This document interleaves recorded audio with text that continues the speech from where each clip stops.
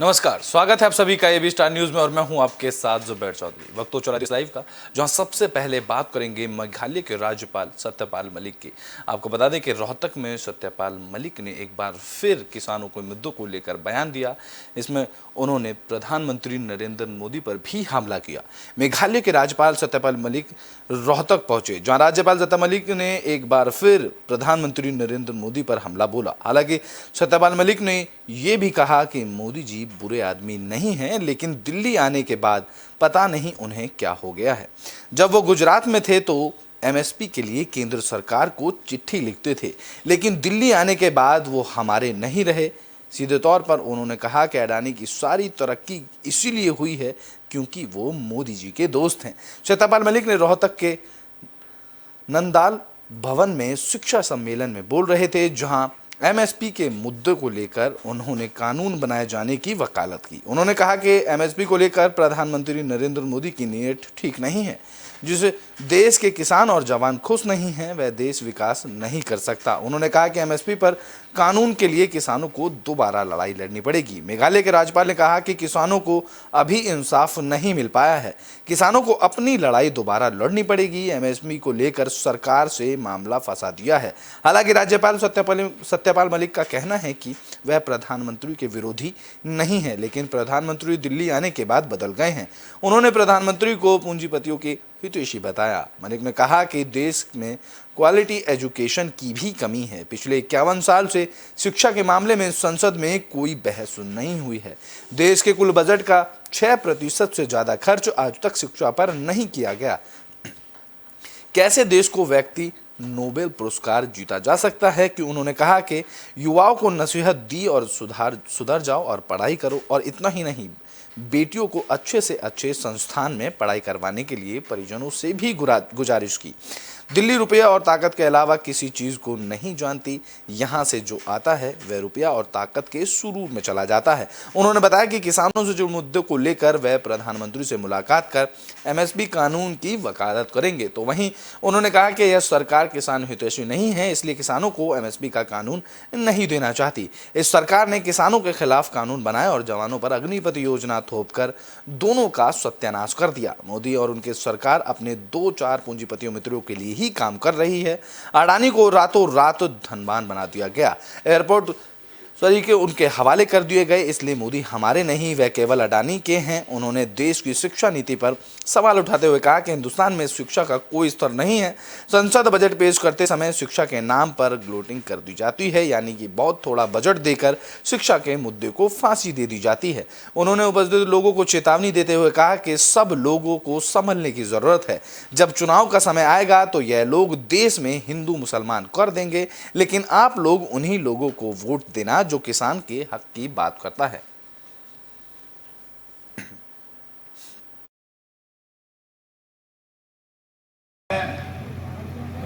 एक महीने में 6 पब्लिक मीटिंग कर रहा हूं कम से कम, और वो सारी किसानों के बीच में कर रहा हूं, हरियाणा में, पंजाब में, राजस्थान में। क्योंकि मुझे दिखाई दे रहा है कि किसानों को अभी आसानी से इंसाफ नहीं मिलने वाला और दोबारा लड़ाई लड़ना पड़ेगी। ये जो एमएसपी का मामला है, इसको फंसा दिया सरकार ने और मुझे उनकी नीयत ठीक नहीं लगती है। मैं अखबार वाले भाइयों से कहना चाहता हूं कि मैं प्रधानमंत्री का विरोधी नहीं हूं, उनके खिलाफ कोई बात नहीं कहना चाहता हूं। मैं जब वो गुजरात में थे तो उनका प्रशंसक था कि उन्होंने वहां से एमएसपी के लिए प्रधानमंत्री को चिट्ठी लिखी थी। लेकिन ये जो दिल्ली है, ये पता नहीं क्या कर देती है। दिल्ली आने के बाद उनमें फर्क आ गया और अभी उनको जितनी तकलीफ किसान के लिए होनी चाहिए वो मुझे दिखती नहीं है। फिर भी मैं उनसे मिलूंगा और ये कहूंगा कि जिस देश का किसान और जवान खुश नहीं है, उस देश को कोई नहीं बचा सकता। और आपने दोनों का सत्यानाश कर दिया। किसानों को आपने अग्निवीर कर दिया, जवानों को, और किसानों की आप कोई बात सुनते नहीं। 700 किसान मरे दिल्ली बॉर्डर पे कुतिया भी मरती है तो प्रधानमंत्री की चिट्ठी जाती है, लेकिन 700 लोगों के मरने पे किसी नेता का कोई बयान नहीं आया। और जब नहीं आया तो मैं अपना इस्तीफा जेब में रख के माननीय प्रधानमंत्री जी से मिलने गया।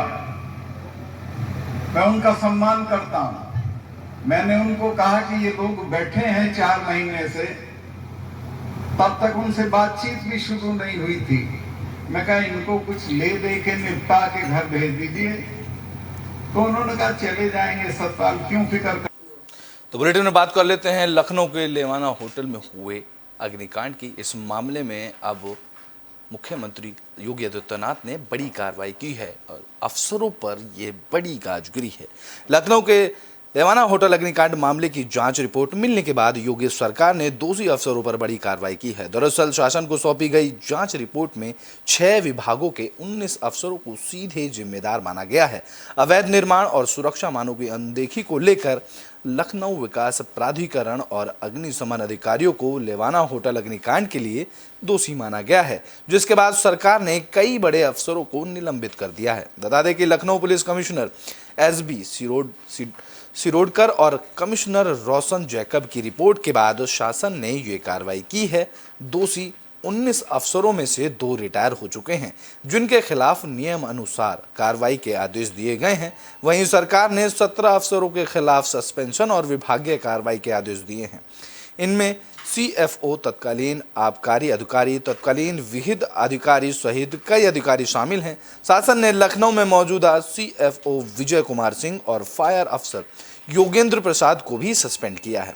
वहीं बिजली विभाग के 3 अधिकारी, सहायक निदेशक विद्युत सुरक्षा विजय कुमार राव, अवर अभियंता आशीष मिश्रा, उपखंड अधिकारी और राजेश मिश्रा सस्पेंड कर दिए गए हैं। एलडीए में तैनात तत्कालीन विहित प्राधिकारी भी महेंद्र कुमार मिश्रा को भी सस्पेंड किया गया है। उधर होटल निर्माण के समय एचडी में तैनात रहे 7 इंजीनियर भी सस्पेंड कर दिए गए हैं। वहीं रिटायर हो चुके एक इंजीनियर गणेश दत्त सिंह के खिलाफ कार्रवाई के आदेश दे दिए गए हैं। एलडीए में तैनात रहे तत्कालीन executive engineer Arun Kumar Singh, Om Prakash Mishra, assistant engineer Rakesh Mohan, junior engineer Jitendra Nath Dubey, Ravindra Kumar Srivastava और जयवीर सिंह भी सस्पेंड किए गए हैं। एलडीए का मैट राम प्रताप को भी सस्पेंड कर दिया गया है। इसके अलावा आबकारी विभाग के 3 अधिकारी को भी सस्पेंड किया गया है, जिसमें तत्कालीन आबकारी अधिकारी संतोष तिवारी, आबकारी निरीक्षक अमित श्रीवास्तव और उप आबकारी आयुक्त जैनेन्द्र उपाध्याय शामिल हैं। बता दें कि उत्तर प्रदेश की राजधानी लखनऊ में हाल ही में एक होटल में आग लगी थी।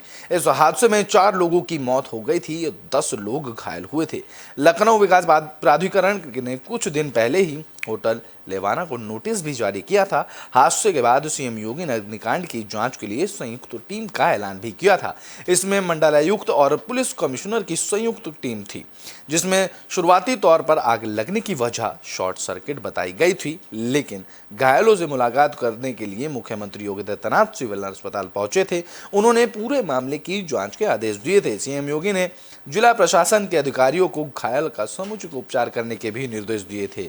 तो वहीं एक सर्वाइवर ने बताया कि उनकी आंख खुली और आनंद फानन में लोगों को चिल्लाने की आवाज देखा और लोगों को भागते हुए उन्होंने देखा। उसके बाद वह घबरा गए और खिड़की के सहारे नीचे उतरे। उन्होंने कहा कि वह होटल का कोई कर्मचारी मदद के लिए सामने नहीं आया और सभी बाहर खड़े तमाशा देख रहे थे।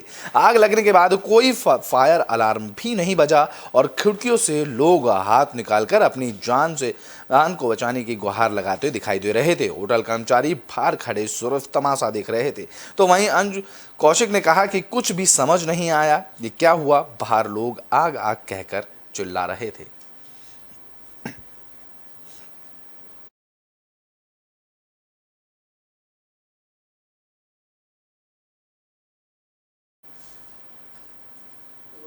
तो बुलेटिन में बात कर लेते हैं अब तीसरे फ्रंट पर चल रही चर्चा की। आपको बता दें कि इसमें पूर्व मुख्यमंत्री भूपेंद्र सिंह हुड्डा का बयान सामने आया है। तीसरे फ्रंट को लेकर उन्होंने भी अब बड़ा बयान दिया है। बता दें कि पूर्व मुख्यमंत्री भूपेंद्र सिंह हुड्डा ने अपने आवास पर कार्यकर्ताओं से मुलाकात की। इस दौरान उन्होंने तीसरे फ्रंट की चर्चा को लेकर बड़ा बयान देते हुए कहा कि कांग्रेस और बीजेपी के अलावा तीसरा फ्रंट पनप ही नहीं सकता। इसके साथ ही उन्होंने सोनाली फोगाट की हत्या को लेकर कहा कि हरियाणा में ही सोनाली फोगाट की हत्या की साजिश रची गई थी, इसलिए हरियाणा सरकार गोवा सरकार को सीबीआई जांच करने के लिए पत्र लिखने की बजाय खुद जांच कराए। उन्होंने कहा कि सीबीआई जांच होने के बाद दूध का दूध और पानी का पानी हो जाएगा। पूर्व मुख्यमंत्री भूपेंद्र सिंह हुड्डा ने तीसरे फ्रंट की चर्चाओं पर विराम लगाते हुए कहा कि कांग्रेस और बीजेपी पार्टी के अलावा तीसरा फ्रंट बन ही नहीं सकता।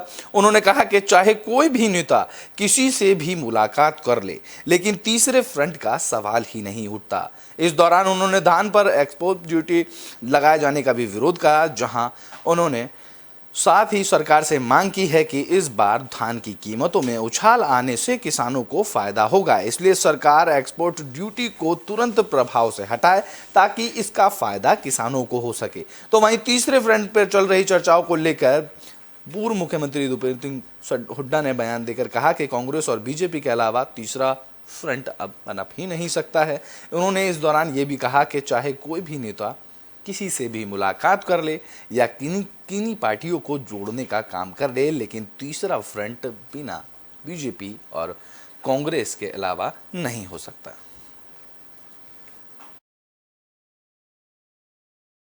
देखिए, आप क्या पहनते हैं, बस्तर होना चाहिए ना, उससे क्या मतलब।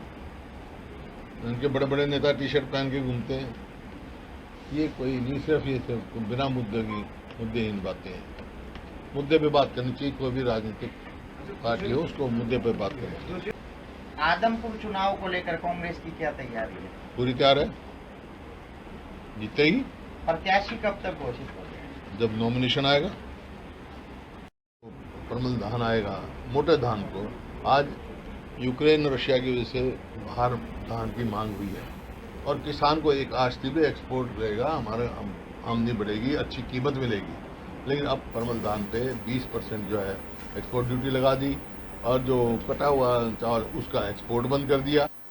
तो बुलेटिन में अब बात कर लेते हैं कांग्रेस के नए अध्यक्ष पद के चुनाव की। आपको बता दें कि 5 सांसदों के खत के बाद कांग्रेस पार्टी ने कांग्रेस के अध्यक्ष पद को लेकर पूरी जानकारी दी है। कांग्रेस अध्यक्ष पद के चुनाव को लेकर पार्टी ने पूरी प्रक्रिया के बारे में जानकारी दी। कांग्रेस ने बताया कि नामांकन करने वालों के पास 10 डेलीगेट्स का समर्थन जरूरी है। ये डेलीगेट्स नामांकन करने वालों से संबंधित राज्यों से हो सकते हैं या फिर अलग अलग राज्यों से भी चुने जा सकते हैं। पार्टी ने यह भी बताया कि नामांकन करने वालों को चुनाव में वोटर्स होना जरूरी है। अध्यक्ष पद के चुनाव में 9000 से ज्यादा वोटर्स बनाए गए हैं। बता दें कि एक दिन पहले अध्यक्ष पद के चुनाव को लेकर कांग्रेस सांसद मनीष तिवारी, शशि थरूर, कार्ति चिदम्बरम और अब्दुल खलीक ने मधुसूदन मिस्त्री को पत्र लिखा था और ट्रांसपेरेंसी और फेयरनेस पर चिंता जताई थी। मनीष का कहना है कि वोटर सूची के बिना कांग्रेस अध्यक्ष पद के निष्पक्ष चुनाव कैसे होंगे। उन्होंने मांग की कि निष्पक्ष चुनाव के लिए पार्टी के वोटरों का नाम पता प्रकाशित किया जाना चाहिए। बता दें कि मधुसूदन मिस्त्री ने एक लेटर जारी किया और जवाब में लिखा कि मुझे डॉक्टर शशि थरूर, मनीष तिवारी और अब्दुल खलीक का संयुक्त रूप से साइन वाला पत्र मिला है। मैं आपकी चिंता को नोट करता हूं। पार्टी को मजबूत करने और इसलिए कांग्रेस अध्यक्ष का स्वतंत्र, निष्पक्ष और पारदर्शी चुनाव कराने के लिए आपके इरादे की सराहना करता हूं। आपकी चिंता का समाधान करते हुए मैं कुछ बताना चाहता हूं। उन्होंने जवाब में 5 कई बातें लिखी, जिसमें उन्होंने कहा कि कांग्रेस अध्यक्ष चुनाव के लिए कोई भी प्रतिनिधि यानी कि डेलीगेट नामांकन दाखिल कर सकता है। इसके लिए उनका वोटर होना जरूरी है। उसे अपने राज्य के प्रदेश कांग्रेस कमेटी कार्यालय में नामांकन जमा करना होगा, जिसमें राज्य में 10 समर्थकों के नाम को देना होगा, यानी कि राज्य में 10 डेलीगेट्स के नाम को देना होगा, जहां नामांकन की वैधता के लिए राज्य सूची में उनके और क्रम संख्या और साइन होने जरूरी हैं। दूसरी बात, उन्होंने दूसरी बार में कहा कि पहली बार हम 28 राज्यों और 9 केंद्र शासित प्रदेशों में सभी डेलीगेट्स के लिए QR कोड आधारित पहचान पत्र जारी कर रहे हैं। जो कांग्रेस कमेटियों में हैं, वो लोग नामांकन दाखिल करना चाहते हैं, उन्हें यह पता करना होगा कि उनके पास एक डेलीगेट पहचान पत्र उपलब्ध है या नहीं। सिर्फ वैध पहचान पत्र वाले लोगों को कांग्रेस अध्यक्ष पद के लिए नामांकन पत्र पर साइन की अनुमति होगी।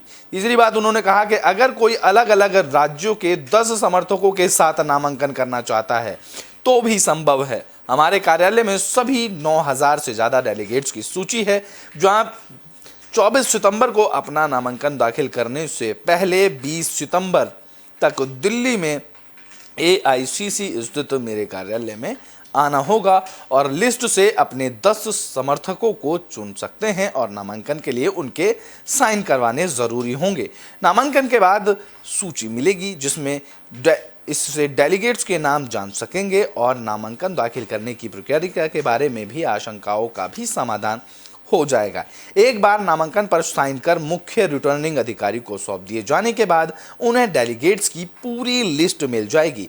मधुसूदन ने आगे लिखा कि मुझे आशा है कि यह पत्र आपकी और अन्य सहयोगियों की आशंकाओं को दूर करने में मदद करेगा। मैं शशि जी से के प्रति आभार व्यक्त करता हूं। उन्होंने आज मुझे फ़ोन किया और मुझसे बात की।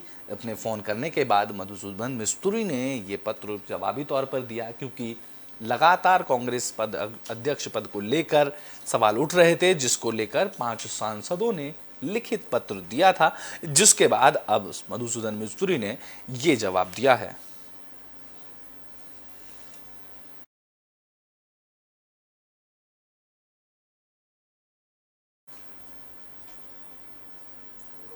तो बुलेटिन में बात कर लेते हैं। ब्रिटेन की महारानी एलिजाबेथ द्वितीय के निधन के बाद आज राज्य शोक के लिए भारत का झंडा झुका रहेगा, तो वहीं गूगल भी आज बेरंग दिख रहा है। ब्रिटेन की महारानी एलिजाबेथ द्वितीय के निधन पर उनके सम्मान में 11 सितंबर को पूरे देश में एक दिन का राजकीय शोक है।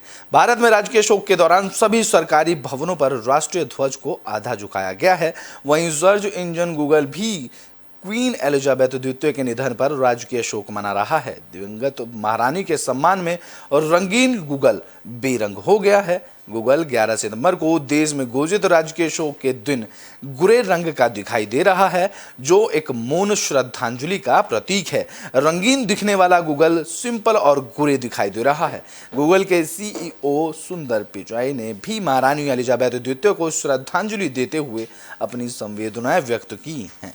बता दें कि ब्रिटेन में सबसे लंबे समय तक राज करने वाली महारानी एलिजाबेथ द्वितीय का गुरुवार 8 सितंबर 2022 को स्कॉटलैंड के में निधन हुआ था, जहां वह 96 वर्ष की थी। महारानी ने 70 साल तक शासन किया। गौरतलब है कि राजकीय शोक वाले दिन देश भर में उन सभी भवनों पर जहां राज्य ध्वज नियमित रूप से फहराया जाता है, राष्ट्रीय ध्वज आधा झुका दिया जाएगा। ऐसे में भारत में 11 सितंबर को महारानी एलिजाबेथ द्वितीय के सम्मान में राजकीय शोक में एक दिन देश का झंडा आधा झुका रहेगा।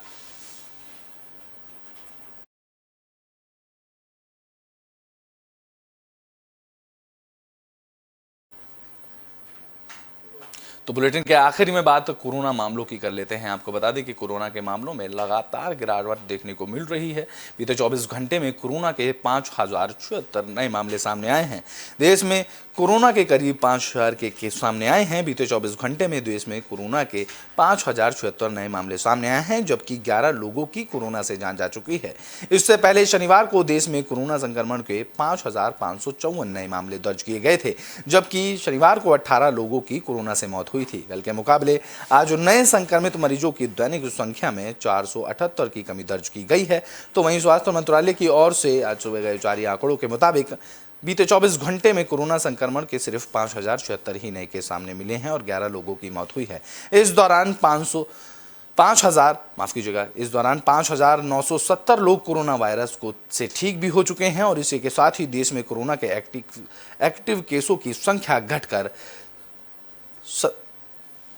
47,945 हो चुकी है और पिछले 24 घंटे में एक्टिव केसों की संख्या में 905 मरीजों की गिरावट दर्ज की गई है, जिसके साथ ही देश में कुल कोरोना संक्रमितों की संख्या बढ़कर 4,44,95,359 हो चुकी है, जबकि कोरोना से ठीक होने वाले लोगों की संख्या बढ़कर 4,39,19,264 पहुंच गई है। वहीं देश में अब तक कुल 5,28,150 लोग कोरोना वायरस संक्रमण की वजह से दम तोड़ चुके हैं।